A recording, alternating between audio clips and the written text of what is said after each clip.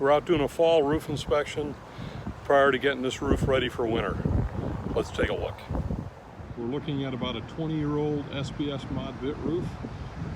Looks like it was a great install, in pretty good shape. We're just seeing some leaves from the leaves coming off the trees here in the fall. But it always pays to do maintenance.